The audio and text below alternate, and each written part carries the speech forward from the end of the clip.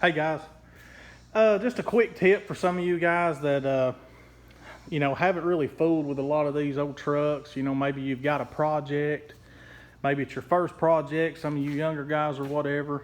I've had a few younger guys kind of reach out to me that haven't really done a lot of mechanic work in their life, and they found them something kind of like 2% here, reasonably priced, and they just wanted them a project, and they can't really afford to have people do the work for them.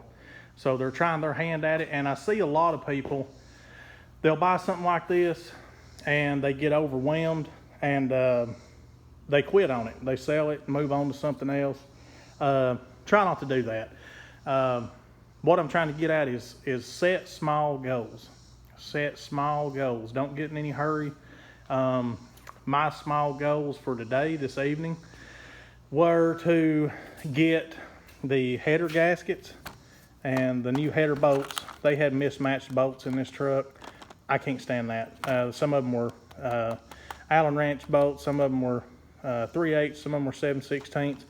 Very aggravating when you're trying to put in 12 bolts and you've got 4 different tools trying to do it. So anyway, 16 bucks at AutoZone. You can get the Allen wrench in there. I like the 3/8 head myself. It's a little smaller head. That's a 7/16, but that's all they had. Anyway, 16 bucks, and that'll just look a lot better on the truck. I want to get the dry shaft put in it. This is my Bastard joint. I was going to show this to y'all. I mentioned it in my last video. I'm sure most of y'all know what this is. Some may not, so I'll show you. GM, they had different size rear ends. I'll leave it at that. I won't get too complicated. But this drive shaft's evidently out of one with the smaller rear end, and this truck has the heavier rear end in it. So, but who knows what the drive shaft came out of? It might have come out of a Camaro or whatever. The GM had several different 10 bolts, 12 bolts. Anyway, this is your typical Bastard joint for these. If you go from the bigger end to the smaller dry shaft, or vice versa, it'll work either way, just depending on which way you turn it. There's your part number, 3-310DL. Of course, the DL's Duralast. Anyway, so that's the Bastard joint. I'd like to get that put in the truck. I'm gonna start with this tag. I want to get this tag bolted on. Here's some more stupid tag bolts I bought. Header bolts, header gaskets. This will be last, the Bastard joint. I've got some more spray paint I found at Walmart. Again, this is hard to find anymore, especially the satin. This is a can of black, flat black they had, so I'll probably do the bottom of the bed with it or something. Whatever, everything's hard to get these days, so that's what I got. I think that'll finish the truck. Of course, that's all I could find. I hope it does. If it don't, I'll just have to look for another can or 3. But and then I'll get to the dry shaft. I'm gonna paint the dry shaft as well. So was hoping to get all this done today. I've had a little delay, and that's another part of my tip. Set small goals and expect delays, expect problems. They're going to happen. Don't get aggravated. Don't throw your stuff down. Don't sell your truck, get rid of it. Don't get discouraged. You're going to have little delays, little problems. Unforeseen things are going to come your way. Stupid things that you feel like are, it's just working against you. And, sometimes maybe they are. Trust me, I get aggravated as well sometimes, but calm down. It's all part of it. You'll see my red truck's not in here. I pulled it out. I didn't want to get overspray on it when I sprayed the bottom of that truck. Here's my delay for the day. I pulled this truck out here. It's awful hot. I'm here in East Tennessee. It's been really, really hot this summer. I hate to complain a whole lot. I'm sure there's people that have it worse than us, like out in Texas and around. So, but anyway, pulled my truck out here and I thought, well, I'll roll the window down so it don't get so hot in the cab. Shut the door and I busted the window out of it. Don't know how. I just shut it. I shut it normal. I didn't slam it or anything. But evidently that glass hit something inside of that door and it just shattered. I know I'm still with the fire department here, local volunteer fire department, and I don't do as much as I used to, but when I worked a lot of wrecks and stuff, we had the little, Lord, I can't think of the name of them now, the little tool to break the windows out. I'll think of it in a minute. but you would usually hit the window in a corner, right in the corner of that window, and it would shatter the window. But you would help you to gain access to the victim in the vehicle. So anyway, here's another little tip. This came out of my Suburban. That's another glass for the driver's side. So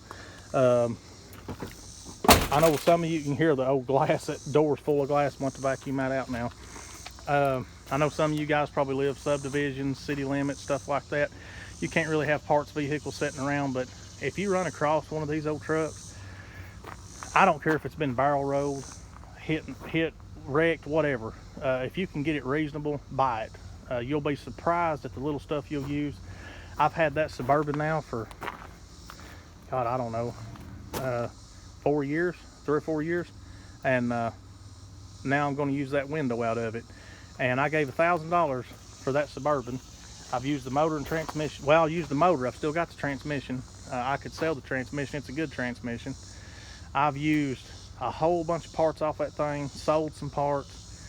I've got my money back on it and then some. And like I said, now my little unexpected delay for the day, that used to in my younger days would have really discouraged me and kind of threw me off track, you know, years ago.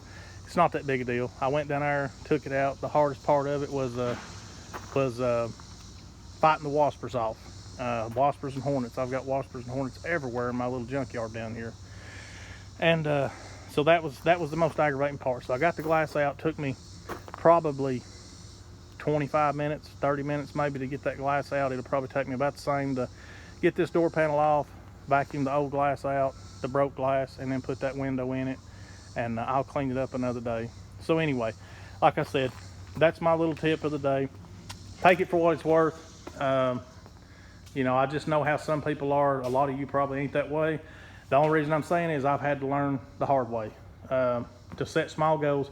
If you run out here, you try to jump in with both feet, and I still do that sometimes. I have to when I'm working on somebody else's vehicles and they're wanting them, so I've got to get it done. But you know, over the years I've learned how to get things done a little quicker than I used to be able to, I guess. And but again, just looking back on, I know how I used to be. I got aggravated, I got discouraged, you know, and my dad would tell me to, you know, calm down, go in the house, sit around, think about it for a minute. And he was right. So anyways, that's where I've learned it from. Set small goals and expect delays. If something happens, again, don't get discouraged. You know, don't get a hammer and beat the windows out of them. Just swallow it and keep moving forward. Get these things done, guys. I know a lot of y'all got these projects and you want to get them done, you want to get them on the road, but some stupid little thing happens and it gets you mad and you shut the doors, and that's where it sets for the next 15, 20 years, and they just rot away. So, all right, I'm going to quit rambling. I got to get busy. Try to get something done today, and that's why I say expecting delays. I probably won't get around to doing the dry shaft today. I was hoping to get that done. Should have been able to, but the glass has held me up. So it is what it is. Y'all have a good one, and I'll catch you on the next one.